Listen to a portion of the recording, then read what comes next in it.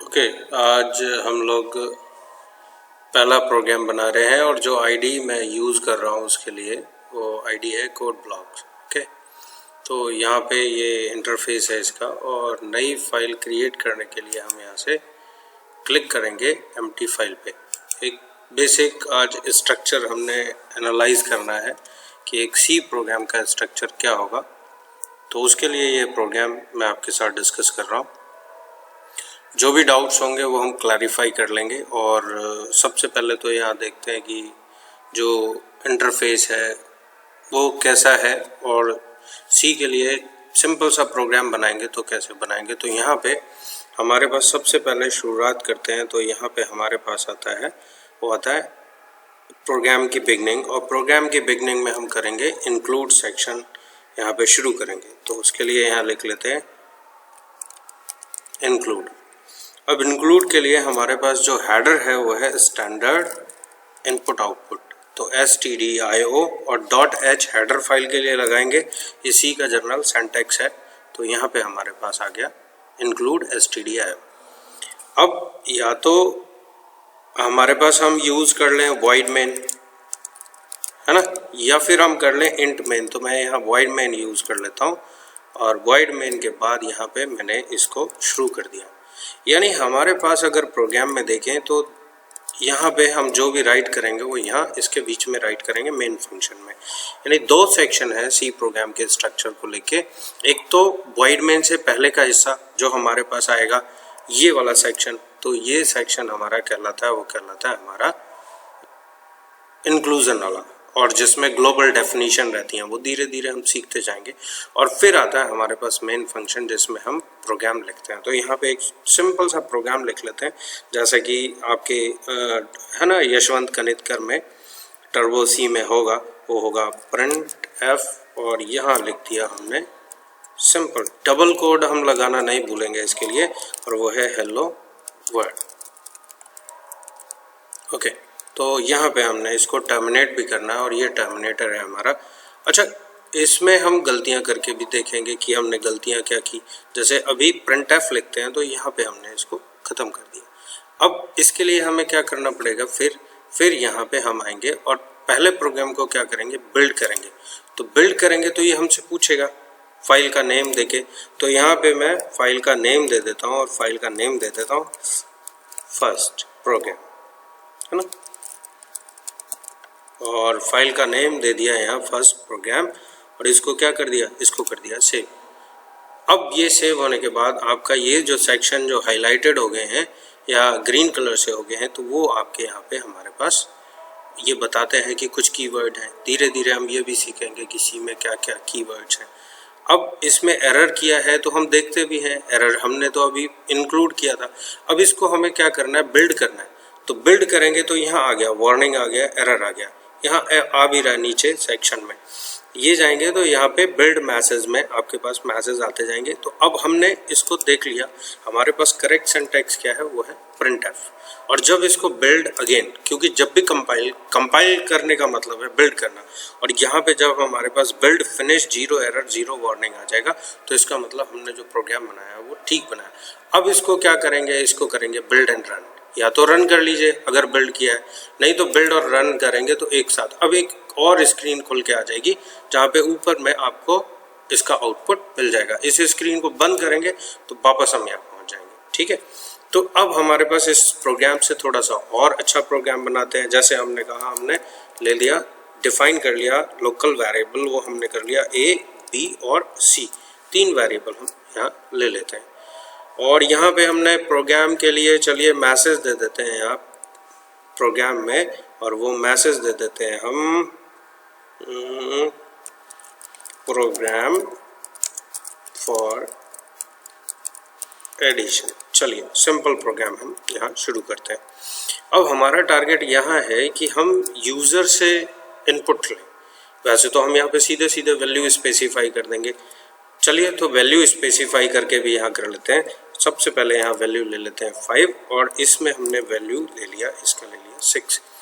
यहाँ जब शुरू में ही हम वेरिएबल्स की वैल्यू दे देते हैं तो इसका मतलब क्या है, इसको इनिशियलाइज कर दिया। इसके लिए हम टर्म यूज़ करते हैं इनिशियलाइज करना। Variable they got initialise. तो हमने इनिशलाइज कर दिया तो सीधे सीधे हम यहाँ यूज कर सकते हैं C is equal to A plus B. अच्छा, भूलना नहीं है, हमने हर एक स्टेटमेंट को हमने टर्मिनेट करना है, और वो टर्मिनेट करने के बाद फिर हम क्या करेंगे, यहाँ लिख दिया प्रिंट एफ। अब प्रिंट एफ किस टाइप का वैल्यू, वो टाइप का आइडेंटिफायर हमने देना पड़ेगा, और वो इंटीजर के लिए है। आप बीटेक स्टूडेंट्स हैं या जो भी स्टूडेंट्स हैं 11th के हैं 12th के हैं, तो आपको पता होना चाहिए कि जो हमारे पास इंटीजर के लिए आइडेंटिफायर है इट इज़ %d। अच्छा, कौन सा वेरिएबल हम प्रिंट कराएंगे, वो वेरिएबल को हमें यहाँ स्पेसिफाई करना पड़ेगा और इसके बाद हमें इसको बंद करना पड़ेगा। अब यहाँ इसको फिर से अब हम सीधे सेव कर दिया, तो बिल्ड एंड रन करते हैं, क्योंकि हमें पता है हमने कोई गलती नहीं की है। अगर गलती की होगी तो मैसेज आएगा। अच्छा, बिल्ड एंड रन करेंगे तो फिर से हमारे पास स्क्रीन खुला नहीं आपका, इसका मतलब यहाँ कहीं कोई दिक्कत है ना।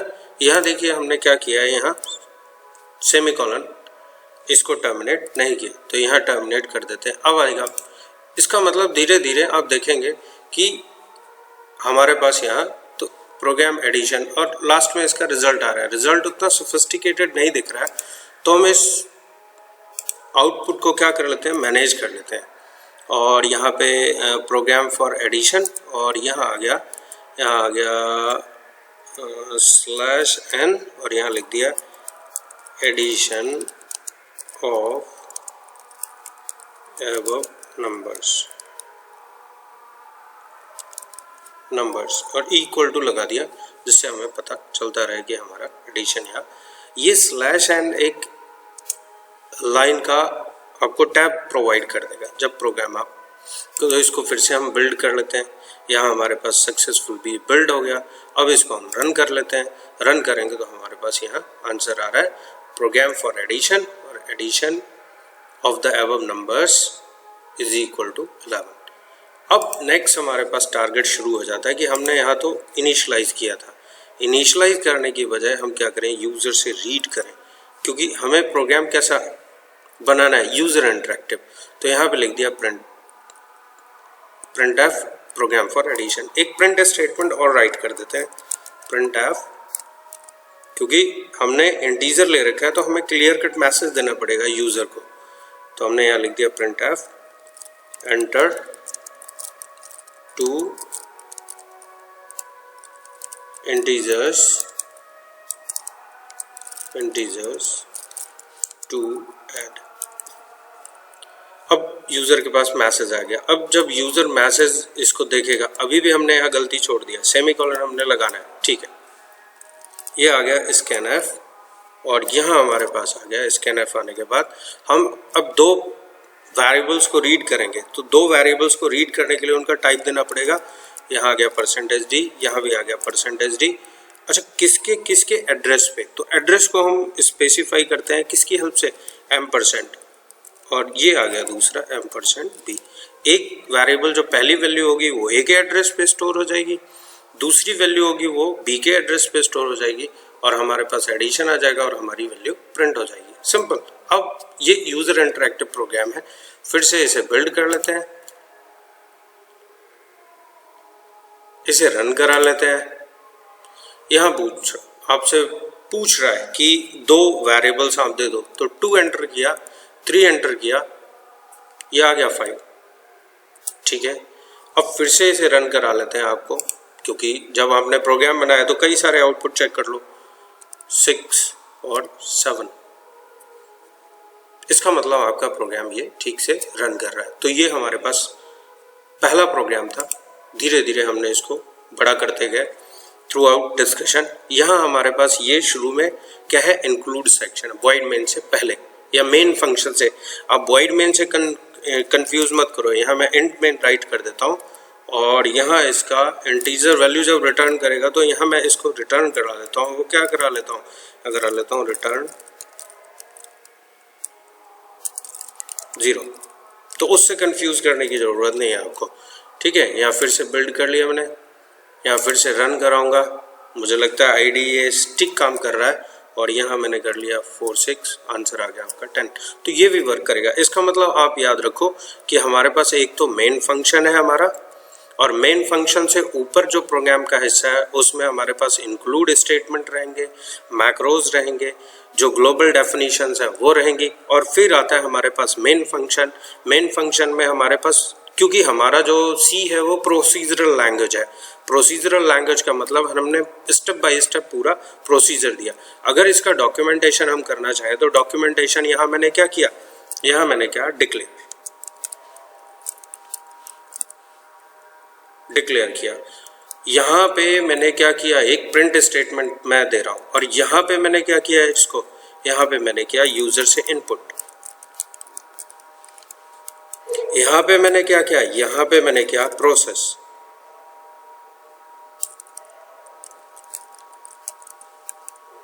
और यहाँ पे मैंने क्या किया, यहाँ पे मैंने प्रोसेस करने के बाद उसका आउटपुट।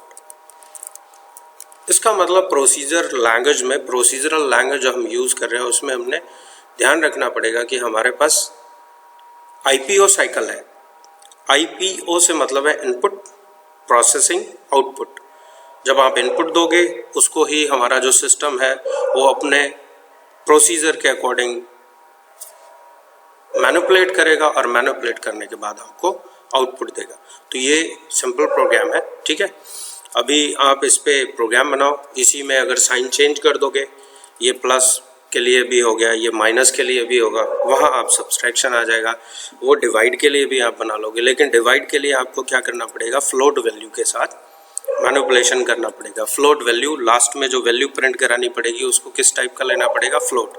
अगर इंटीजर वैल्यू प्रिंट कराएंगे तो या तो वो जीरो आएगी या फिर आपकी कोई इंटीजर वैल्यू ही आएगी, तो आप पैनिक करोगे कि क्या है। तो डिवाइड की बजाय मल्टीप्लिकेशन हमारे पास, यानी 3 कंडीशन पे ये सेम प्रोग्राम हमारा वर्क कर सकता है, केवल यहाँ ऑपरेटर चेंज करके, ठीक है। तो इसके बाद देखेंगे अब धीरे धीरे प्रोग्राम आपको रोज आएंगे, रोज प्रोग्राम देंगे, एक सी का देंगे, एक जावा का देंगे, एक पाइथन का देंगे। तीनों लैंग्वेजेस आप साथ साथ चला सकते हो। अगर सी सीख लिया तो आप ऐसा समझो कि बाकी की लैंग्वेज आप जल्दी रिकवर कर लोगे। और इसको फिर सेव करना है तो यहाँ से आके, ये आइडिया अच्छा है, आप चाहो तो आप कोड ब्लॉक सर्च करना गूगल पे, आपको मिल जाएगा, नहीं तो मैं लिंक दे दूंगा डिस्क्रिप्शन में। और चैनल सब्सक्राइब करना, उसको लाइक करना प्लीज़, है ना, ये आपके लिए है। तो जितना अच्छा मुझे रिस्पांस मिल जाएगा उतने अच्छे मैं आपको प्रोग्राम्स दूंगा सारे के सारे। आप कहेंगे कि इसका सोर्स कोड भी अवेलेबल करा दो, तो मैं डिस्क्रिप्शन में इसकी सी फाइल दे दूंगा आपको। ओके, ठीक है, थैंक यू।